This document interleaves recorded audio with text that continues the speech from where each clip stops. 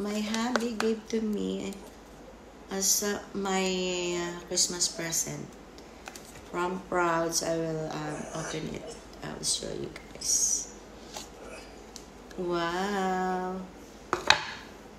Freshwater pearl. It's a real one with silver chain. Look at that. Very nice, isn't it? See? 6 pearls. Tapos dito real silver. See, I love it. Thank you, my hubby. And also I give to him Skechers shoes as well, as if we do exchange gift.